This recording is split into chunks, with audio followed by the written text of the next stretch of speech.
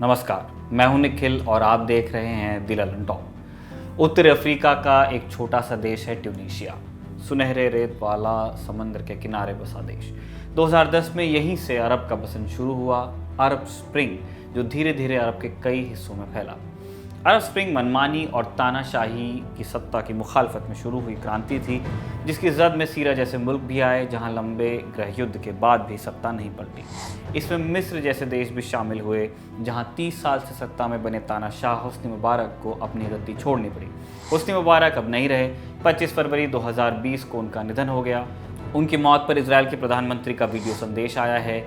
इसमें वो गहरा दुख जताते हुए कह रहे हैं कि हुस्नी उनके दोस्त थे और इजराइल से शांति के पैरोकार थे।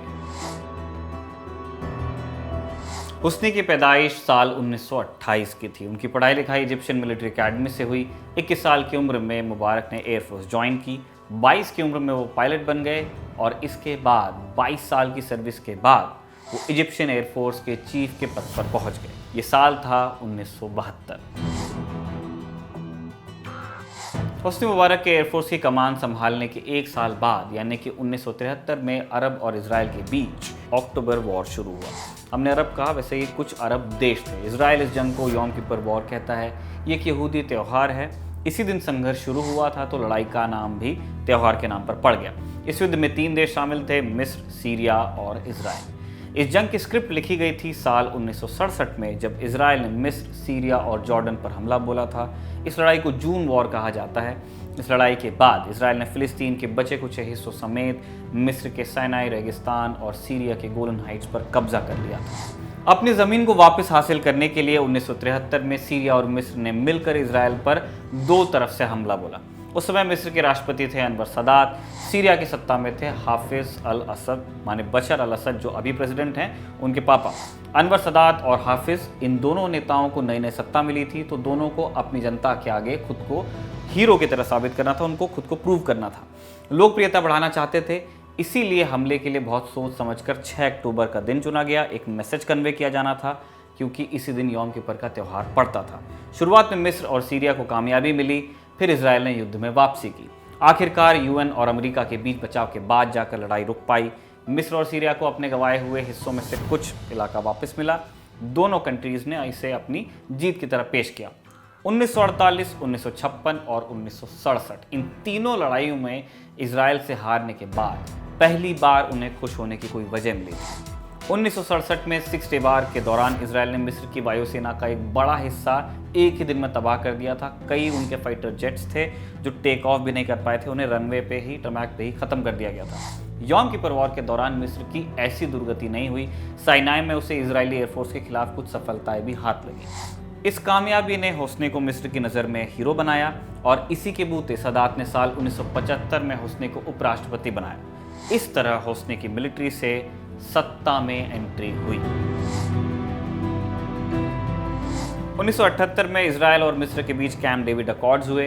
इस समझौते से नाराज इस्लामिक कट्टरपंथियों ने अक्टूबर 1981 में सदात की हत्या कर दी। सदात को हुस्नी के मेंटर की तरह देखा जाता था, इसीलिए सदात के जाने के बाद हुस्नी को उनके वारिस की तरह देखा गया, उत्तराधिकारी माना गया। हुस्नी अचानक सत्ता के शिखर पर पहुंच गए और बन गए मिस्र के राष्ट्रपति। वो सदात जैसा हश्र नहीं चाहते थे, तो उन्होंने कट्टरपंथियों से निपटने के नाम पर मिस्र में आपातकालीन कानून लगाया। इससे उन्हें अकूत तानाशाही ताकत मिली। पहले सदात और फिर हुस्नी की सत्ता के दौरान मिस्र अमेरिका के काफ़ी करीब रहा। अमेरिका के असर में इजराइल के साथ शांति और दोस्ती भी बनी रही। बदले में अमेरिका की ओर से मिस्र को अरबों अरब डॉलर की मदद मिलती रही। मिस्र की सत्ता और सैन्य नेतृत्व धनवान बनते रहे, मगर देश में गरीबी और बेरोजगारी भी बढ़ी। धीरे धीरे इन्हीं बातों ने हुस्नी की सत्ता के विरुद्ध माहौल बनाना शुरू किया। ट्यूनीशिया में अरब स्प्रिंग की शुरुआत के बाद सत्ता विरोधी लहर मिस्र पहुंची। राजधानी काहिरा में एक जानी पहचानी जगह है तहरीर चौक। 25 जनवरी 2011 को यहीं पर हजारों प्रदर्शनकारी जमा हुए। कुछ ही दिनों में मिस्र के लाखों लोग यहाँ जमघट लगाने लगे। वो हुस्नी की भ्रष्ट और तानाशाही सत्ता का विरोध करने के लिए जमा हुए थे। लोग बदलाव चाहते थे, बेहतरी चाहते थे, लोकतंत्र की मांग कर रहे थे, कानून का राज और भ्रष्टाचार के खात्मे की अपीलें कर रहे थे। हुस्नी ने विद्रोह को कुचलने की कोशिश की, मगर वो कामयाब नहीं रहे। 18 दिनों तक चले प्रोटेस्ट के बाद 11 फरवरी 2011 को होस्नी को इस्तीफा देना पड़ा। इसकी एक वजह यह भी थी कि पॉलिटिक्स में आने से पहले होस्नी भले फौज में रहे थे, लेकिन क्रांति के दौरान फौज ने होस्नी का समर्थन सीधे तौर पर नहीं किया। लेकिन लोग इतने पर नहीं माने। उनकी मांग थी कि होस्नी और उनके परिवार पर भ्रष्टाचार के मामलों की जांच की जाए। साथ ही होस्नी पर प्रोटेस्ट के दौरान मारे गए 800 से ज़्यादा लोगों की मौत का मुकदमा भी चलाया जाए। लोगों के दबाव ने असर दिखाया। होस्नी गिरफ्तार किए गए, उन पर केस चला, उनके दोनों बेटों को भी जेल हुई।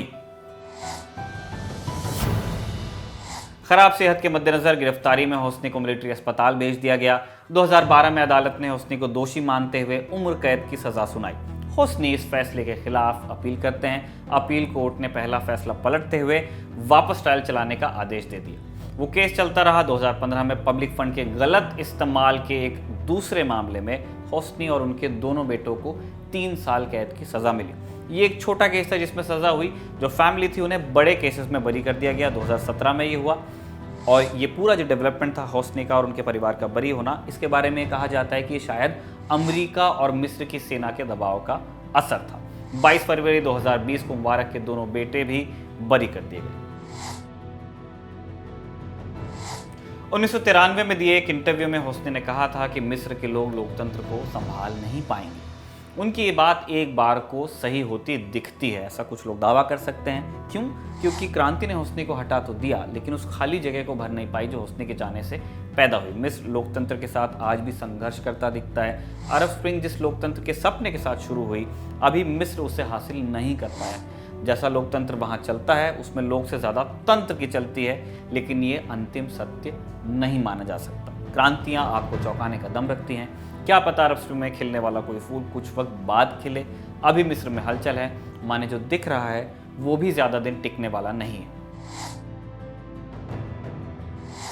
मिस्र के सरकारी टेलीविजन के मुताबिक काहिरा के एक मिलिट्री अस्पताल में होस्नी की मौत हुई। यहाँ उनकी सर्जरी हुई थी। इसके बाद से ही उनकी तबीयत बिगड़ती गई। उन्हें आईसीयू में रखा गया, मगर वो बचाए नहीं जा सके। समर्थक और आलोचक दोनों मानते हैं कि होस्नी ने एक असाधारण जिंदगी जी। होस्नी सही थे कि उनका विरोध सही था, कि उनके विरोध का नतीजा सही निकला। मिस्र अब इन सवालों को गुन रहा है। अब इन तमाम विरासतों के बीच होस्नी मिस्र में एक गहरी टीस पीछे छोड़ गए हैं। वो तानाशाही परंपरा से जुड़ा एक ऐसा चैप्टर है जिनके हिस्से का इतिहास उनकी 30 साल की सत्ता नहीं, जनता के दबाव में हुआ उसका अंत है।